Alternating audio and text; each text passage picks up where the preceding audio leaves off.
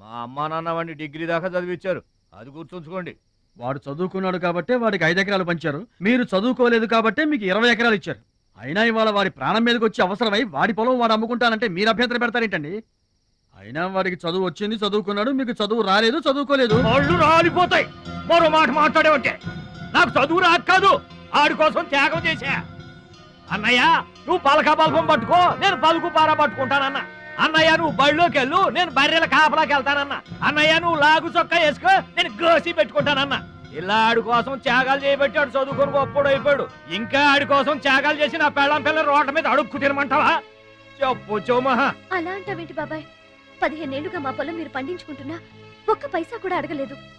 ఇవాళ అవసరం వచ్చి మా పొలం మేము అమ్ముకుంటామంటే కుదరదంటారేంటి? ఏంటి నిలదీస్తున్నావా? నీకు సమాధానం చెప్పాల్సిన అవసరం నాకు లేదు. పిచ్చయ్య గారు, మీరు మాట్లాడుతుంది ఏమీ బాగలేదు. అరే, ఆపరేషన్కి అవసరమై వాడి పొలం వాడు. పొలం మాట ఎత్తకుండా ఉంటావంటేనే రాత్రికేడ పడుకొని పొద్దుటే వెళ్ళిపోండి, లేదా అక్కర్లేదు, మేమే వెళ్ళిపోతాం.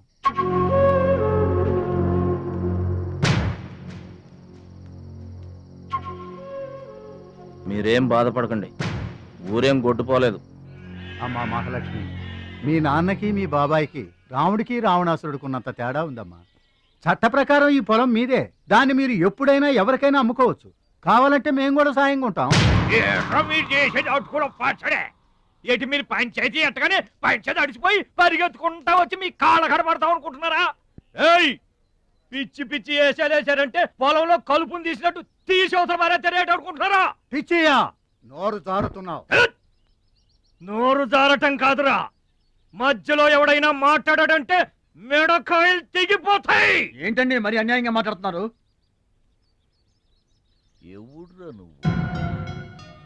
ఎవడ్రా నువ్వు? ఇది మాకు సంబంధించిన విషయం. మధ్యలో మాట్లాడటానికి ఎవడివిరా నువ్వు? బాబాయ్, మీరు మర్యాద లేకుండా మాట్లాడుతున్నారు. మర్యాద ఎక్కువ ఇచ్చాను కాబట్టే ఇంకా ఈ ఊళ్ళో ఉన్నారు. మళ్ళీ మర్యాదగా చెబుతున్నాను, గోదావరి దాటి అవతలకి వెళ్ళిపోండి, లేకపోతే గోదట్టు కలిపేస్తా. పిచ్చయ్య గారు, మేము ఊరొచ్చింది పొలం అమ్మి డబ్బు తీసుకెళ్ళడానికి, ఆ పని కాకుండా కదలం.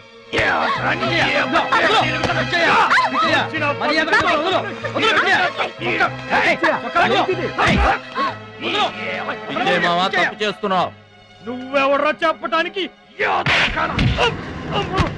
మనిషిని రా పశువా. నాన్న మీదే చేసుకుంటావరా?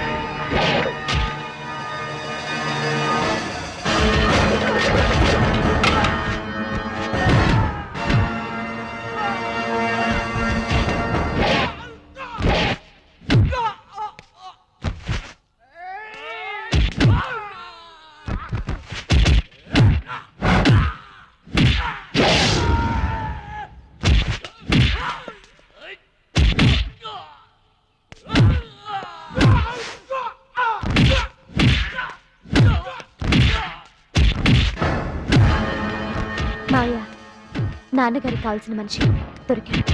ఊళ్ళో పెద్ద మనిషిని నా మీదే చేసుకుంటావా? ఒరే భద్రాచలం, నీ అంతు చూస్తాను. చూసారులే పొండ్రా, మొదలే చూడలేదు, నా అంతేం చూస్తారు? ఇంత గొడవ జరిగిన తర్వాత ఇక మా పొలం ఎవరు కొంటారు? ఎవరో కొనకపోతే నేను కొంటానమ్మా. చుప్పలు కొంటావా? పిడి కావాలా? నీకు ఏది కావాలి? వారం తిరగకుండా మీ డబ్బులు మీ చేతిలో ఉంటాయి. ఉంటానండి. ప్రెసిడెంట్ గారు డబ్బిచ్చి నిన్నే హైదరాబాద్ పంపిస్తాన్నారయ్యా. నేను హైదరాబాద్ రావటం ఏంటి ఊరుకోండి. ఏంటమ్మాయి గారు మీరు కంగారు పడుతున్నారు? ఆపరేషన్ చక్కగా జరుగుతుంది, మీ నాన్నగారు 100 ఏళ్ళు చల్లగుంటారు. ఏంటండి తప్పు మాట్లాడానా? భద్రాచలం, అసలు నీ గురించి నువ్వెప్పుడైనా ఆలోచించుకున్నావా? ఆలోచించుకోవడానికి ఇంకేముంటుందండి, కష్టపడి పని చేయడం, కడుపు నిండా తినడం, ఏళ్ళకి తొంగోవడం, అంతేనా? అంతకు మించి ఇంకేముంటుందండి? ఉంది. నీలో నీకే తెలియని ఒక గొప్ప కళ ఉంది. నీకోసం ఎదురు చూసే ప్రపంచం ఒకటి ఉంది. ఒట్టండి, ఒక్క ముక్క అర్థం కాలేదండి. ఇందులో అర్థం కాకపోవడానికి ఏముందయ్యా? చూడు, నీళ్లలో మునిగిపోతున్న పడవను కాపాడి ఒడ్డుకు లాక్కొస్తుంటే నీలో సంజీవని పర్వతం మోసుకొస్తున్న హనుమంతుడు కనిపించాడు. పంచాయతీలో అంతమందిని చితకబాదేస్తుంటే కొండల్ని పిండి చేస్తున్న భీముడు నీలో కనిపించాడు. చూడు భద్రాచలం, ఇన్నాళ్లుగా నీలాంటి వాడి కోసమే వాళ్ళ నాన్నగారు వెతుకుతున్నారయ్యా. నువ్వు వాళ్ళ నాన్నగారి చేతిలో పడితే టైకొండో ఛాంపియన్ అవుతావు. తాయికొండ టైక్వాండో. భద్రాచలం కొండ తప్పితే నాకు ఇంకొక కొండ తెలియదండి బాబు. అందుకే నువ్వు తెలుసుకోవాలి. నువ్వు హైదరాబాద్ రావాలి. నమస్కారం అండి, నా బతుకు నన్ను బతకనియండి. ఈ ఊరు, ఈ ఏరు, మా వాళ్ళు, మా పొలం, ఇవి చాలండి నాకు. చూడండి, గోదారమ్మ గడప దాటి నేను ఎక్కడికి రానండి. నువ్వు రావాలి. ఎస్, సూర్యుడు తాను ఉదయించిన చోటే ఉండిపోతానంటే లోకంలో వెళ్తురుంటుందా? కాబట్టి నువ్వు రావాలి, నువ్వు రావాలి, నువ్వు రావాలి.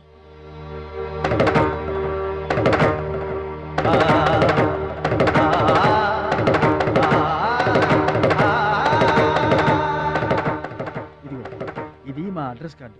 నువ్వు ఎప్పుడైనా రావచ్చు. ఏమా బయలుదేరదాం?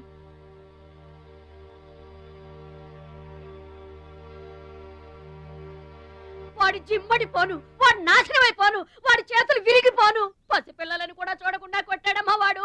వాడి కొంప కూలిపోను. మింగడానికి మెతుకులేని పొండాకొర్లు నా మొగుడిని కొడతారా? వీళ్ళు నాశనమైపోను. పుట్టింట్లో కూడా పడని తిట్లు ఎదిరింటోళ్ళతో పడాల్సి వచ్చింది. నాకు ఈ కర్మ ఏంటండి? మిమ్మల్ని తేలిగ్గా వదలను. నా తడాక ఏంటో చూపిస్తా, మీ అంతు తేలుస్తా. మర్డర్ కేసులో ఇరికించి మిమ్మల్ని అందరినీ బొక్కలో ఇస్తానే అనుకుంటున్నారా?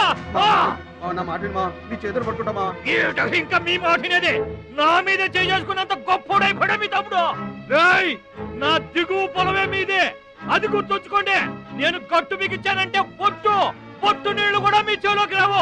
నేను కాదన్నానంటే బస్తా ధాన్యం కూడా బయటికి రాదు. ఆకలితో మనమల మాడి సవాలేట అనుకుంటున్నారు.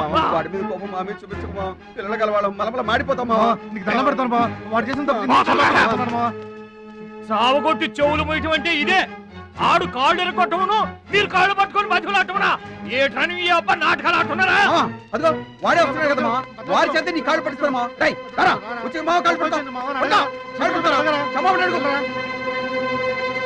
ముద్దులు అనుకుంటామేట్రా, పడు కాళ్ళ మీద.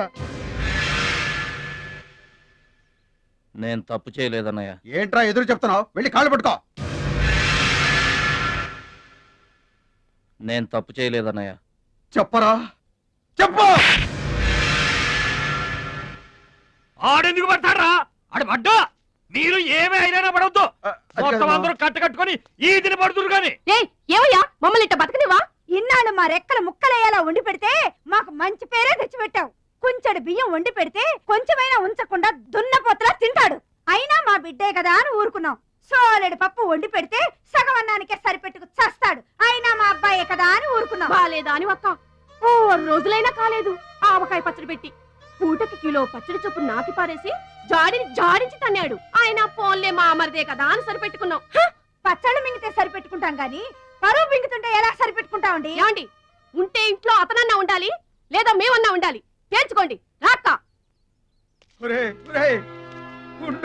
నువ్వు ఒక్కడవే ఇంట్లో ఉండరా, మేమే వెళ్ళిపోతావురా. పనికి మాల వెధవా, పోతావురా, మేమే పోతాం. ఆగండి అన్నయ్య, నేనే వెళ్ళిపోతాను.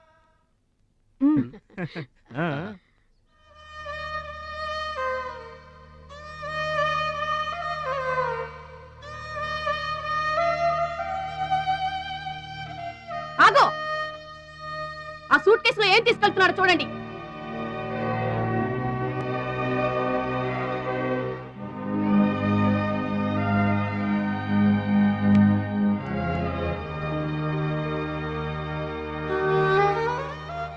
అన్నయ్య, మీకు ఒకళ్ళకొకళ్ళు తోడున్నారు, నాకెవరున్నారు? అమ్మ నాన్నలే నాకు తోడు. వదినమ్మా, అమ్మ నాన్నల ఫోటో మాత్రం తీసుకెళ్తున్నా. మీ సొమ్మేం తీసుకెళ్ళలేదు, ఫోటో మాత్రమే. బాబాయ్ బాబాయ్ వెళ్ళొద్దు బాబాయ్ బాబాయ్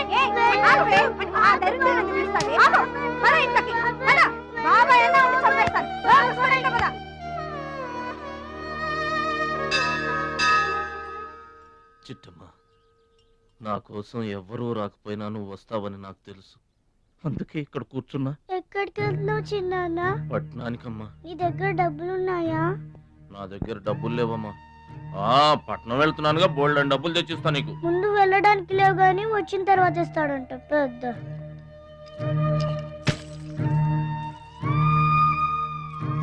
బడిలో మాస్టర్ చెప్పారు చిన్నాన్న, ఎదిగే వయసు, పారే ఏరు, ఖర్చయ్యే రూపాయి తిరిగి రావని. జాగ్రత్తగా ఖర్చు పెట్టే.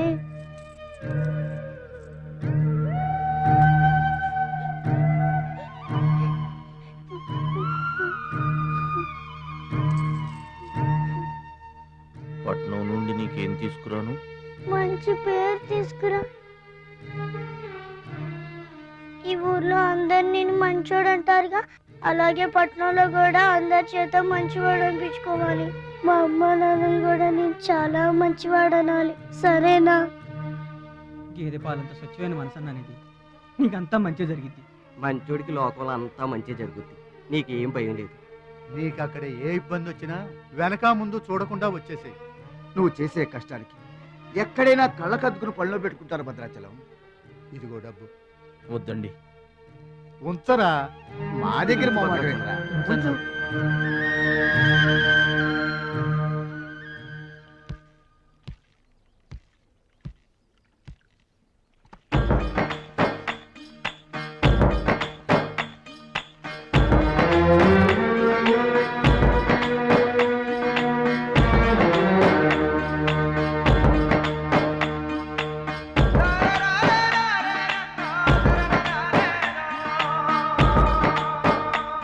భద్రాచలం అని ఒక కేకేస్తే చాలు, మెరుపల్లే వచ్చేవాడు, ఓ మాయల్లే వచ్చేవాడు, వచ్చి మమ్మల్ని కాపాడేవాడు. ఇప్పుడు మేము ఎవరిని కేకేయాలయ్యా? ఆ కళ్ళంటే నీళ్ళేంటయ్యా? పల్లెను వదిలి వెళుతుంటే తల్లిని వదిలి వెళుతున్నట్టుంది. భద్రాచలం అయిన వాళ్ళు వద్దనుకున్న నోరు లేని జీవాలు నిన్ను వెతుక్కుంటూ వస్తాయి. రా.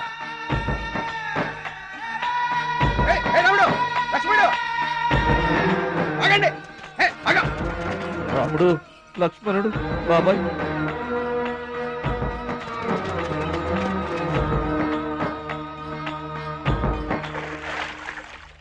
మా గోదారమ్మ పుట్టి బుద్ధెరిగిన తర్వాత మొట్టమొదటిసారిగా ఊరు దాటి వెళుతున్నా. అయిన వాళ్లే అవమానించారు. పనికి మాలిన వాడినన్న పేరు మోసుకు వెళ్తున్నా. రే భద్రాచలం, నువ్వు చాలా గొప్పోడివిరా అని మా వాళ్ళందరూ అనుకున్న రోజునే మళ్ళీ ఈ గడ్డ మీద కాలు పెడతా. అప్పుడే ఈ నీళ్లు మళ్ళీ తాగుతా. దీవించమ్మా.